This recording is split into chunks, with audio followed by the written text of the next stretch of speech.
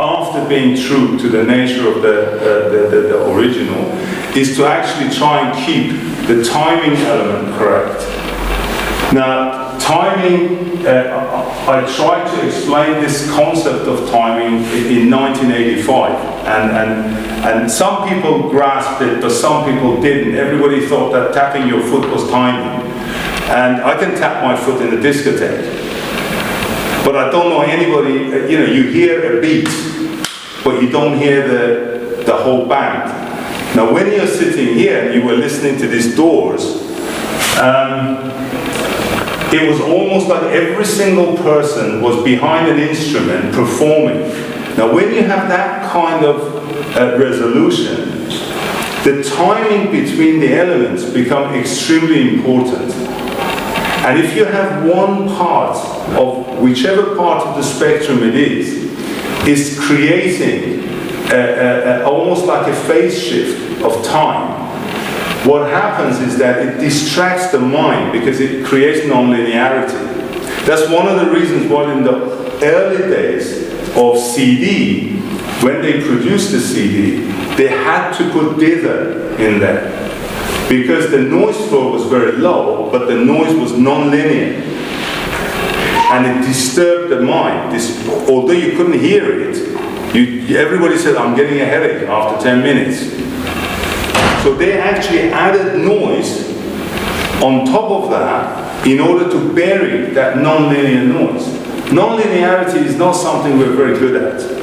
If you whistle a song in the street and you walk in, it's fine, it's no problem. You can go past somebody with a big can go drilling the road, no problem. But you try and whistle a song when your friend is singing another song. That becomes very difficult. Your mind just keeps shifting between, because you're hearing something that it is totally non-linear to what it is, and it's not like white noise. It's not just pure noise. So the same thing applies when we try to extract information from the groove. You're talking as low as fractions of microns of movement. Now I cannot design, I design fantastic bearings, but I cannot design a bearing that can't move within fractions of micron. It has to move, otherwise you don't have the ability to rotate. So we have to sort of come up with ideas of how do we get this lower? How can we create an almost pseudo non-movement? So you introduce oil between the moving bodies. Now the oil, of course, it creates a better surface to assist the movement. It also takes away the heat that is generated on the contact point, etc., etc. But in another sense, when you have very, very small tolerance gap between the spindle and the bearing housing, the top of the bearing, which is exposed to atmospheric pressure, has a minute area, and in order to move the air or the oil against atmospheric pressure, it requires a heck of a lot of force. So therefore, you're eliminating those movements as much as possible.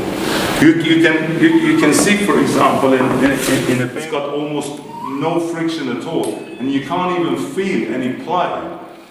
But as soon as you lock the bearing ball that thrusts against the spindle on the top, it creates only one area between the atmospheric and the inside. And then this don't want to go anywhere. And if you've got oil inside there, it will be so difficult. It's like a hydraulic jack.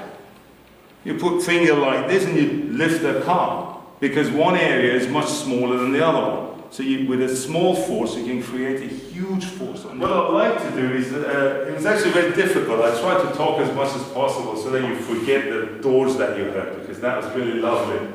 And I was thinking, how do you follow that?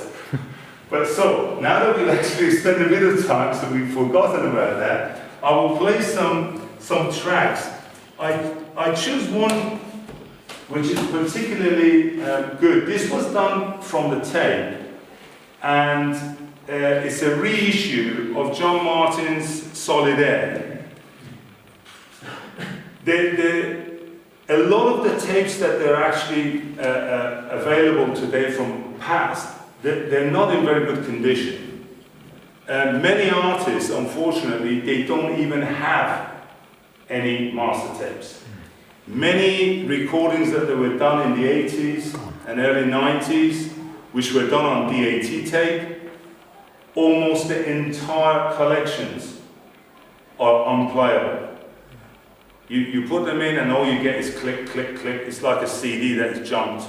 You know, it just can't do anything. With the analog tapes, if they have been kept well, great. If not, there is still a chance that they can, at least once, they will bake them so the magnetic particles don't come off. Because if you actually open the tape, you actually see powder come off the thing. So what they do is that they put the whole reel into an oven and they bake it. So that it compresses the magnetic particles to stick better on the tape. So you get maybe 1 or 2 chance to actually play this.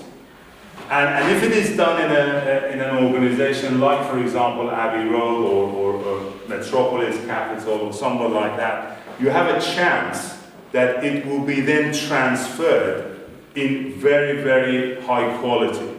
Now, this was actually done at Abbey Road,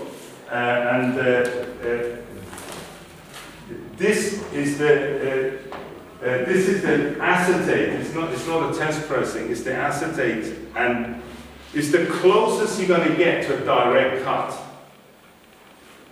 I don't know how many of you actually know Solid Air, but if you know it, when you hear this, you'll see what I mean by close to the actual master.